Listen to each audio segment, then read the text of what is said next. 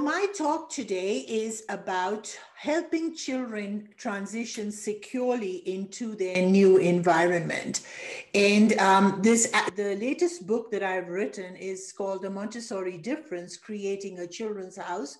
And I was very fortunate in being trained by Grazia Honecker Fresco, whom who was the last living student of Maria Montessori.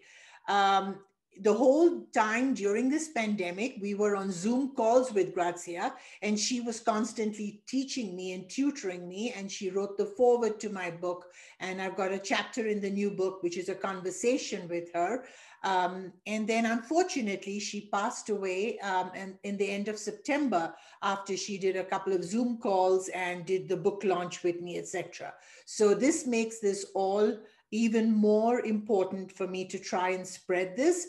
And this is one of the topics that Grazia Honecker Fresco was very, very passionate about and very, very particular about, that we need to give children time to transition securely into their new environment. Because she said that the baby is not a suitcase. You can't just pick up a child and prop it down and say, you're going to spend the day here now, and I'll come back in the afternoon and pick you up. So we need to remember that. And I love this quote of hers where she says it so poignantly, that the baby is not a suitcase. So I'd like you to spend just a couple of minutes just to think about this for yourself, that what are the first few days of school like for you? And how do you help a child to settle in his or her new setting? So if you can write a few pointers down, this will help us as we go along. So we'll give you 2 minutes, Candice. Is that okay? Can you clock that, please? Yep, you'd like them to answer these questions in their own notebooks or on the chat? Whichever one they're comfortable with, but we'd like to talk about it towards the end. Okay, sure. Yep, 2 minutes. Got it.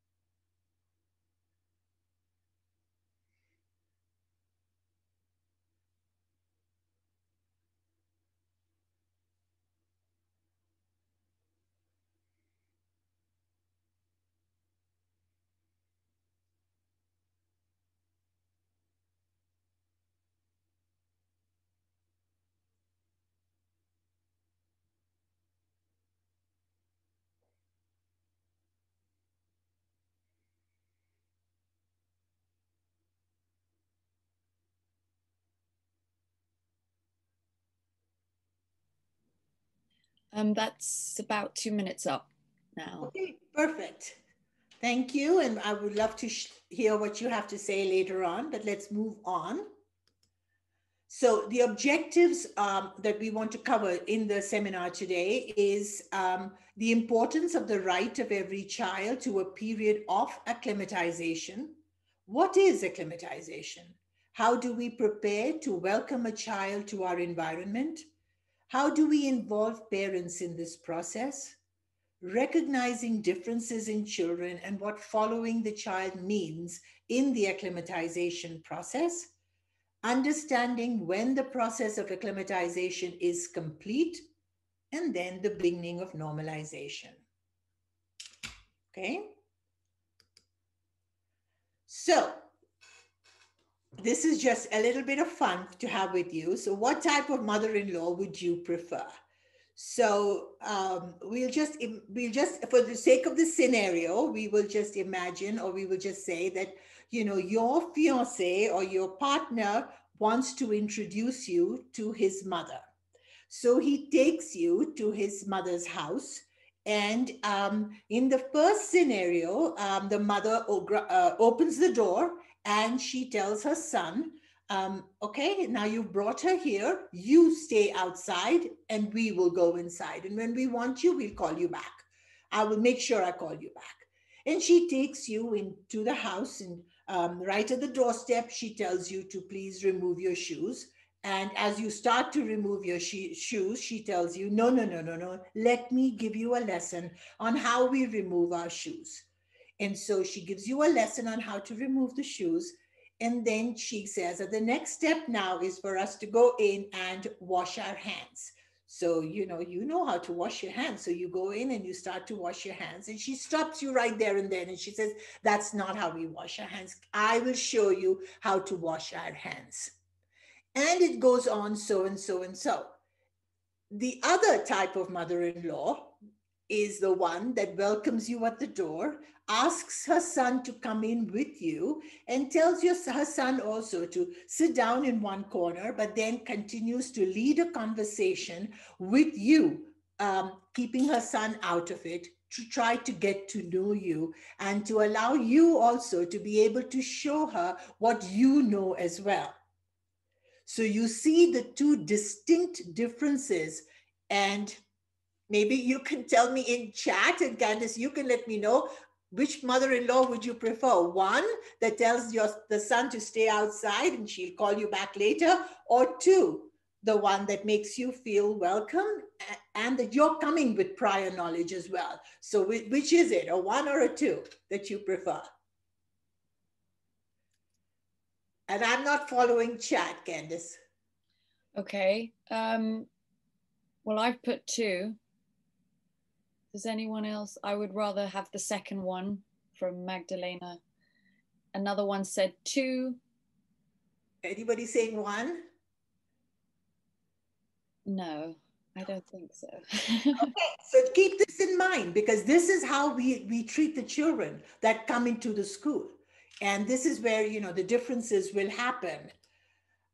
So we should agree that every child has a right to a period of discovering his or her new environment, accepting new people, other children, and especially to be able to separate without pain from the family members that accompanies the child to school every day. Do we agree with that? I hope so. So, the importance of early care, it is widely agreed among psychoanalysts that a bond between an infant and an adult who is special to them is central to a child's well-being. And this is known as the attachment theory, which you probably have all studied. Strong attachments, as caregivers, we have long known that children thrive in loving, warm, responsive care. Scientific research explains the importance of consistent, nurturing, predictable, and enriched experiences in a safe setting, which results in optimal brain building. Children who receive consistent care are more likely to develop good social. I can't see the whole of my screen, Candice. So I'm not sure if I'm reading it all correctly, because I can't see this other portion. Is there anything we can do? Because I can see the pictures of the participants in there. I think if you go to view at the top, on the top right corner, there should be view. Do you see that? No, I don't have a view. Or view options, maybe? No.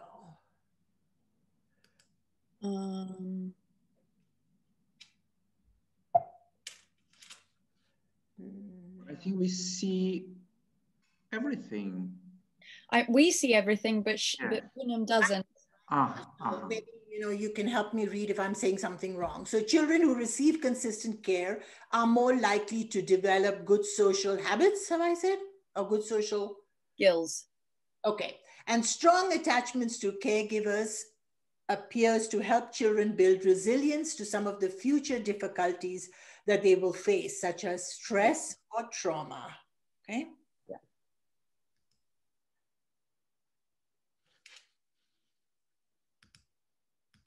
Okay, so among significant contributors to our understanding of the importance of attachment, the first one that did massive work in this field is John Bowlby. And he was a British developmental psychologist and psychiatrist who is best known as the originator of the attachment theory. He drew attention to an innate need in very young children to develop a close emotional bond with a caregiver. He explored the behavioral and psychological consequences of both strong and weak emotional bonds between young children and their caregiver in his maternal deprivation hypotheses from the 1940s to the 1970s. He concluded that an early attachment to the mother was vital for a child's emotional stability.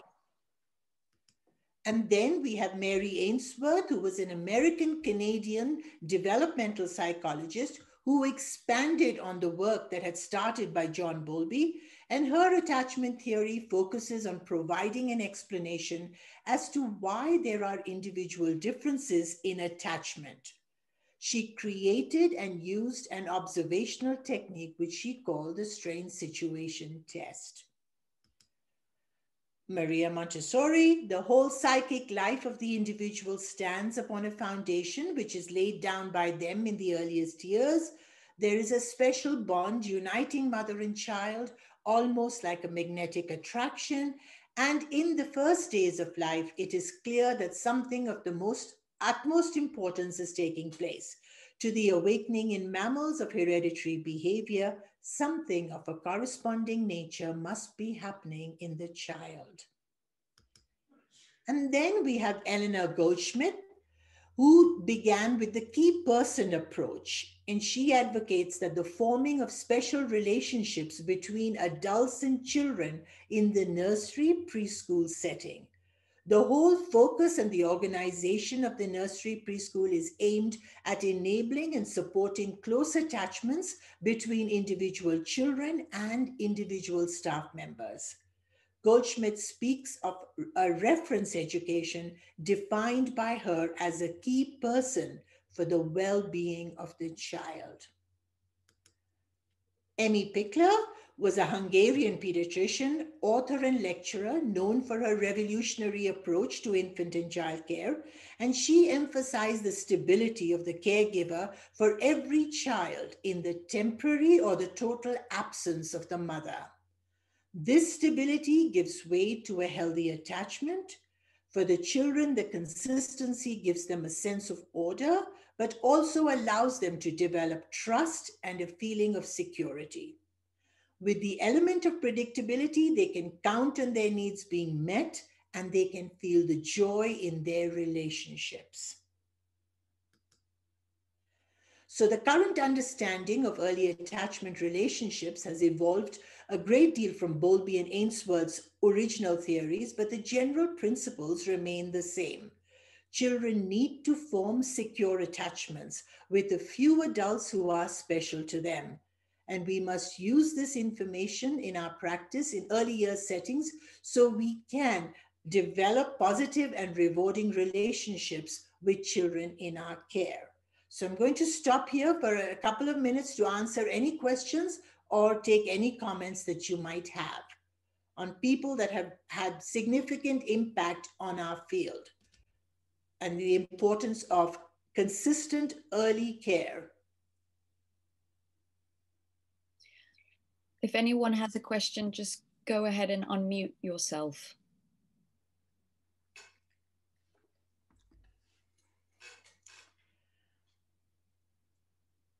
Okay. I think we're all good.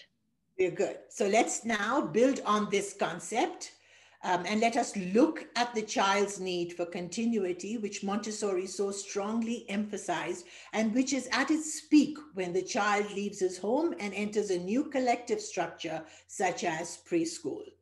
And I'm just guessing the latter part of my sentences, so, hopefully it's correct. Otherwise, just... But I'm sorry, we had a suggestion from one of the participants who's very tech savvy, and she said that if you use the mouse, you can move the attendees down to the bottom of your screen. Can you do that? I can move everyone together, but then I'll have to keep moving them back and forth. But that works very well. Thank you. So, Okay. did I read that right? Let us look at the child's need for continuity, which Montessori so strongly emphasized, and which is at its peak when the child leaves home and enters a new collective structure, such as preschool. So now I'm going to talk about my research that I did to get ready for this seminar. I contacted several administrators. They were all in Denver, Colorado, to find out how transitions were being held in their school. Okay. So the first question that I asked was, how do you introduce a new child into your environment? And I went to 6 different schools. And this has obviously gone one beyond. So let me get back to school number 1. The director gives the parents a tour of the school, and the child is welcome to accompany them. Paperwork is turned in, and the child is ready to start. Parents drop the child off at carpool. In school number 2, the orientation they have an orientation for small groups of children. There are 3 to 4 at a time with the parents. During this time, the classroom routines are discussed and an activity may be done with the child. They also talk to the parents at this time, and usually these tours last about 15 minutes. The next day, the returning children come back to school. Everyone is dropped off in carpool, and the parents do not come into school. School number 3, it's a very slow transition in the first week, starting from 1 hour on Monday to the full day on Friday. On the first day, the parent stays in the school lobby and the teacher goes out with the child at the end of the hour and tells the parent how the morning went. In school number 4, after the enrollment, they conduct a home visit, and then the child then comes in for a tour of the school with the parents. On the first day, the child is dropped off at the gate. So you're seeing the continuity of what's happening in all the schools.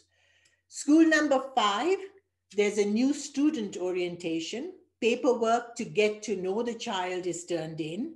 The first day of school, returning children are in the class and 3 new children are introduced at a time. It's a normal routine for the school. Parents are not part of this process because the school believes in hug and go. Then there was school number 6, where after the enrollment, schedule a home visit. Then there's a meet and greet, which is the Friday before school starts. First day of school, the new children come in a little bit earlier so that they can settle in. A buddy system is introduced where, an older child will become the one that helps the newer child to settle in and get familiar with the environment. But the parent leaves the child at carpool. You all understand what is carpool, right? I mean, it's a very American term, but it just means that the parents don't even come into the school. There's a car line and the children are just dropped off there, like the suitcase. So my second question that I asked these schools was, how do you handle a child that is visibly upset? So school number 1, if the child is crying, the teacher consoles the child. The parents have been informed that if the child does not calm down, they will receive a call from the school. And the administrator says she has done that only a couple of times, she said. School number 2, if the children are crying, they have helpers that will take care of them. Keep them in the classrooms as they are being comforted. Sometimes the other children help to comfort them too. Let the parents know via a quick message how the child is doing. But most, the director told me, settle down really well, and there's really nothing to worry about. In school number 3, on the second day and onward, so remember, this is the school that they brought the child in only for an hour while the parents waited in the school lobby, and then after an hour, the teacher went and drop the children off, the child off, and explain to the children, to the parents, how the child had done that day. So on the second day and onwards, the child is now being dropped off at carpool. If the child is crying, they try to comfort the child, but they keep him or her for the duration of the scheduled time. It is only rarely that they have had to call the parents to come early and pick up an upset child. School number 4. Remove this again. Parents drop off at the gate and they are not allowed into the school, even if the child is crying. If the child is very uncomfortable, the school will call the parents who will pick up the child from the school gate. They will not allow the parents into the school. As much as possible, the school routine and the structure is maintained. School number 5. It is mostly the parents that have the harder time letting go of the children, we are told. We explain that it is like a band-aid. Just rip it off. It's going to hurt anytime, whether you do it slowly or whether you do it in one full movement. It's going to hurt. So just do it. If the child is crying, we comfort them. Only very rarely have we had to call the parents to come back and pick up their child. School number 6, like that. The parent leaves after dropping off the child. We find that if the parent stays, it is harder for the child. If a child is crying, the teacher will stay with him or her, and we find that 50% of the children are more comfortable the next day. So this is what has been happening in 6 Montessori schools in the Denver area. This is what Grazia Honega-Fresco calls this type of transition into school. She calls it insertion. Italians use the term inserimento to denote inserting children into a new environment, and this is what most of the schools I spoke to have done. The important thing to remember here is that insertion denotes passivity. What it means is that you take a child to a nursery or to a preschool, and she and he will cry for a little bit, but sooner or later, she will get used to it. You have already done your setup. That's already done. And now you're not really taking the child's needs into consideration. You're just inserting the child and making sure that the child will be able to adjust to what you think the child needs. So that's where it's very, very passive for the child, and the child is losing control. And then we are expecting that the children will develop all the Montessori tools that we talk about of normalization will all happen. So let's go on.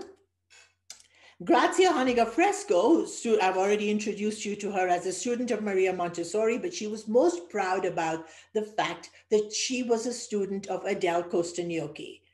And do you know who Adele Costagnochi was? Good.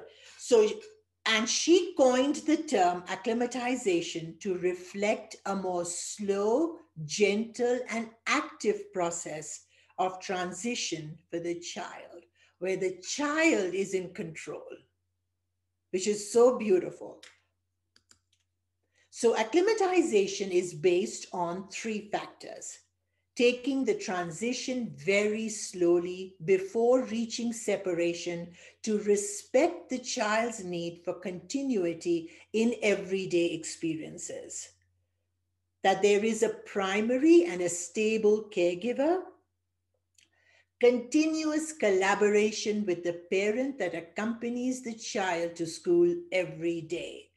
So this is very important too, that and this is what we do in our school, we ask that there's one parent, or it could be a stable nanny. So not somebody that they have just hired for the, before the school starts, but somebody that the child is very familiar with that will help the child to transition into the school.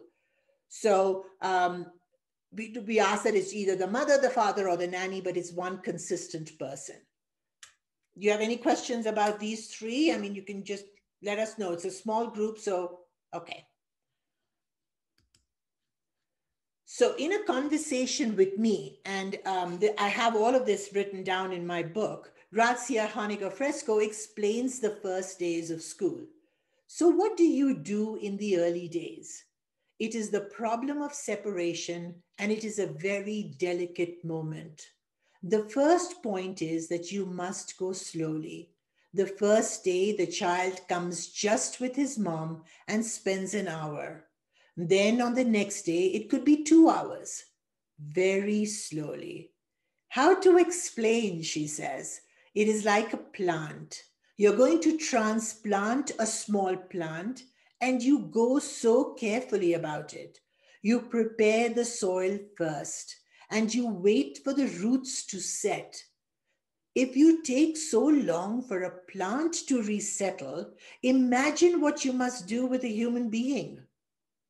The child is a human being in a very delicate stage. You must acclimatize the child to help him adjust to a different environment. There are 3 people in play, Grazia says: the mother, the child, and the teacher.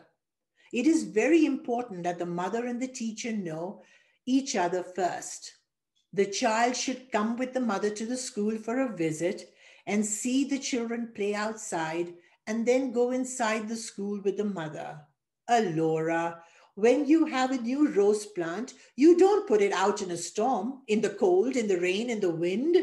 There is a whole climate that I must create and prepare for the plant so it will survive. You do everything to protect it. And this is what you must do with the child as well. This is true about toddlers and even the older child.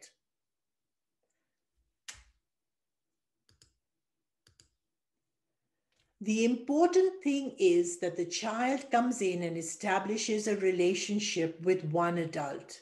There should be just one adult with one child.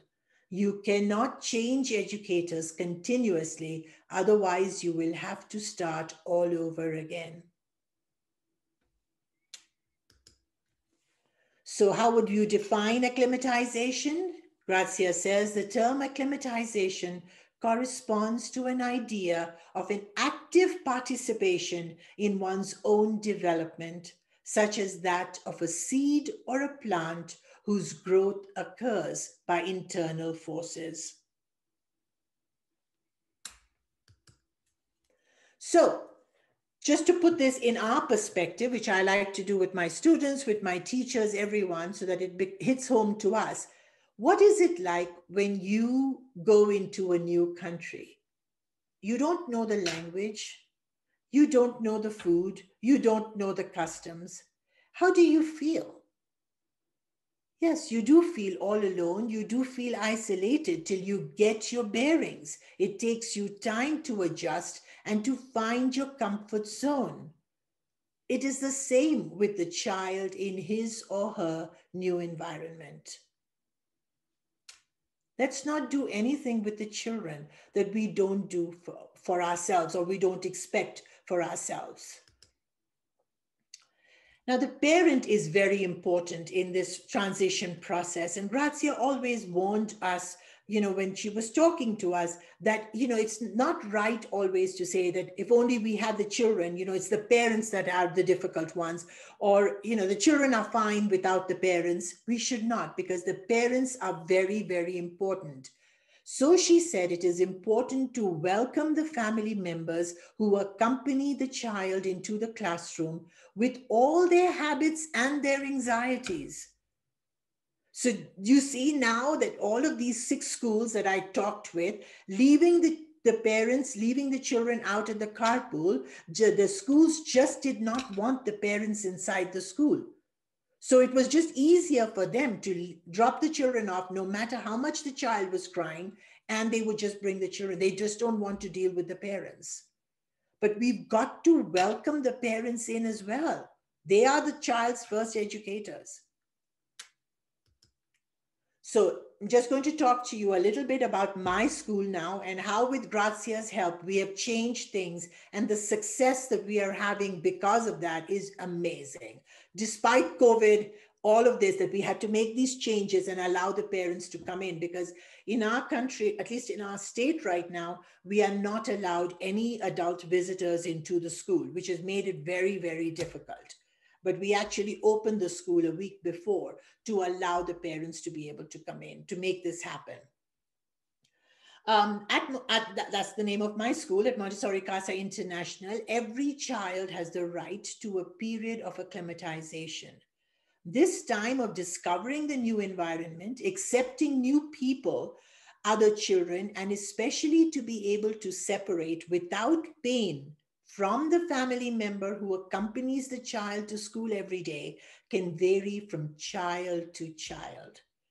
All of us have our own pace and ways to accept a new place. This is important not only for the child, but for the whole family, who also goes through a change. So these are the steps to acclimatization that we take in our school. And what I'd like to make very clear over here to you is that it all changes from child to child. So none of this, we follow the child. It just doesn't mean that everything goes in these particular steps, that it would go from 1 to 2, 3, from 1 day to 2 days. But one could be, the first step could take a week, you know. So the first step that we do in our school is that the parent and the teacher get to know each other. They spend time together sharing the habits and the needs of the child. This could happen in person. It could happen via an email or a phone conversation. And we also send out a form asking the parent to share with us, for example, if this is the child's first school, how does she adjust to the new situations and activities? How does she react to new people? What are her fears? How does she communicate, etc.? So basically, they're sharing information. And sometimes this is an eye-opener for the parents as well, because they haven't really figured out everything about their child, and now they do, because they've got to write it down. So, and then the teachers know the child before they come in. The next step in this process is that the child comes to school with the parent and spends an hour or so in the outdoor environment and in the classroom. At this time, the parent is an observer, and this is critical, and does not interact with the child. The child just knows that the parent is there.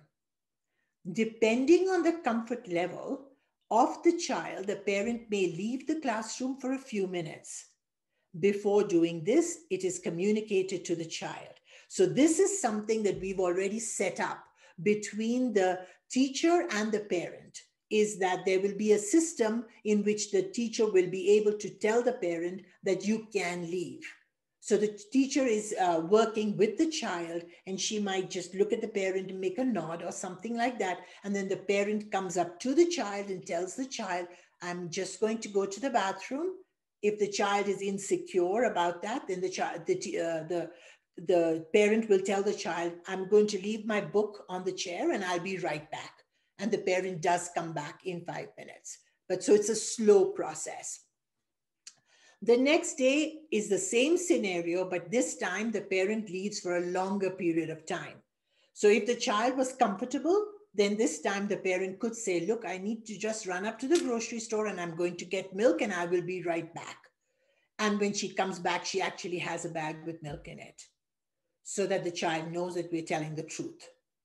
The following day, there could be other children in the classroom. So the other new children, there could be another 3 or 4 children with their parents. But none of the parents interact with each other or interfere with the children. So the parent cannot say, go play, oh, Tom, go and play with Jill. You know, the parent is not dictating anything. She's just there as a security blanket for the child to know that she's there. The teacher is in charge of the classroom. So their parents don't interact with each other, neither do they interact with the children.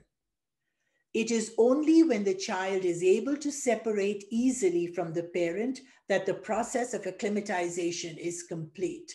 What we like to see is the child running into school, that the child is able to say goodbye to the parent, not the other way around. that the parent drops off, the child is crying, none of all of that. And we did this year, both in our pre-primary classroom, which is our toddler classroom, as well as in our primary classroom. And the success of these children having settled down is amazing. You know, there's this one child who was really attached to his mother, and the mother was really afraid that the child will not be able to settle in, will not be able to separate from her. But the way he strutted out of that classroom, I think it was the third day after he had been in there and she was in there as well, he was in command. You know, he was just walking out like that. He was so cute. And after that, he just runs into school because he's there on his terms. He made the transition when he was ready to. Oh, sorry. And that is when normalization will begin. It cannot happen if you are the one that is in charge. The child has to be in charge. Once the child is settled into his new environment and feels secure in it, he can concentrate on his work. And as we know, concentration is the pillar of normalization. Okay, how am I doing? So we have time now for questions and answers. Yeah, that's perfect timing. Thank you, Poonam. Well, I'll just go to the last two slides, and then we can just take the slide share off, right? Sure. Yeah, perfect. Okay. So like I said, all my references in this PowerPoint presentation is from my newest book, The Montessori Difference, Creating a Children's House, where I have done this book with the help of Grazia Honiger Fresco. And both the places where you could get the book. And then, of course, this is just information about my school.